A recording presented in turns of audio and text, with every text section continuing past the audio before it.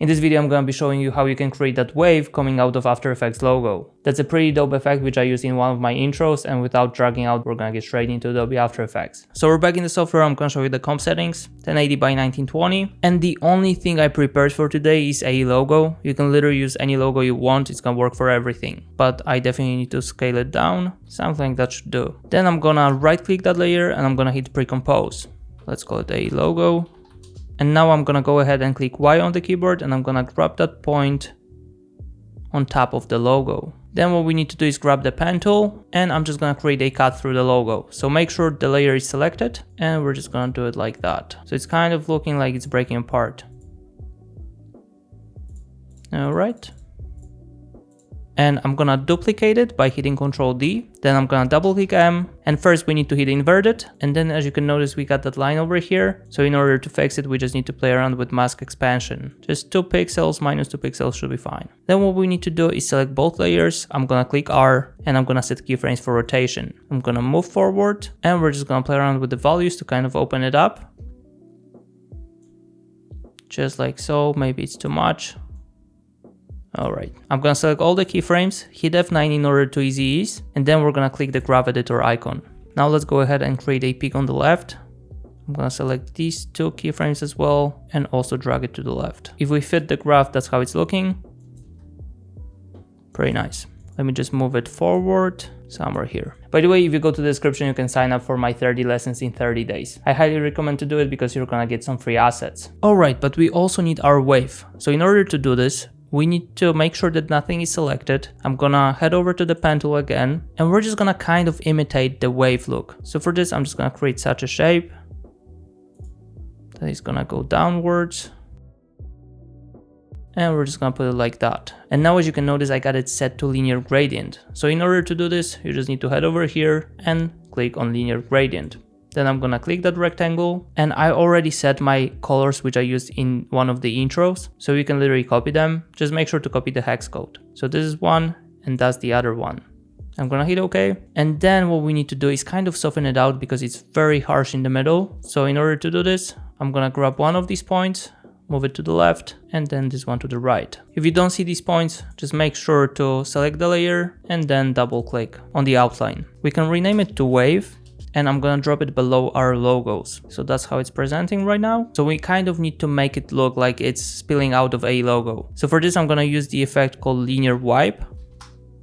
And then we're gonna set the wipe angle to 0 degrees. I'm gonna create a keyframe for transition completion. Then let's hit U. I'm gonna move it forward and then we're gonna change it to 100%.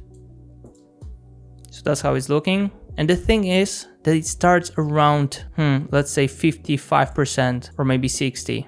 So we can create another keyframe over here and we can delete the first one. So that way we are gonna know that the wave starts from this position. Now we need to adjust the timing, so when it's breaking apart, we need to make sure that the wave is coming out of it. So around this moment, we should have the keyframes. Maybe one earlier.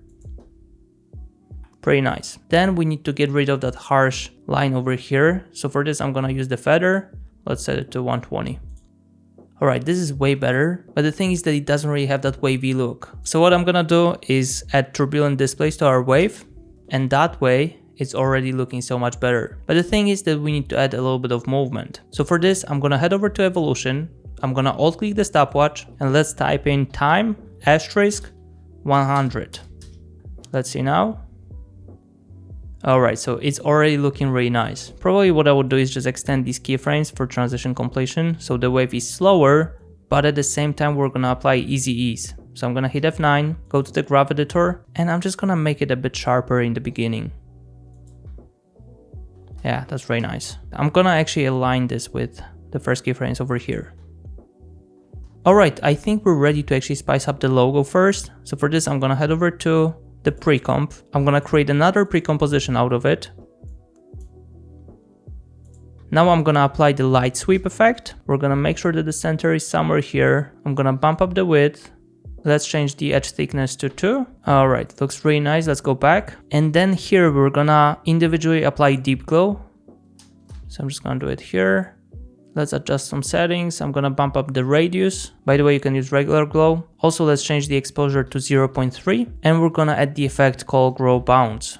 Let's drop it above.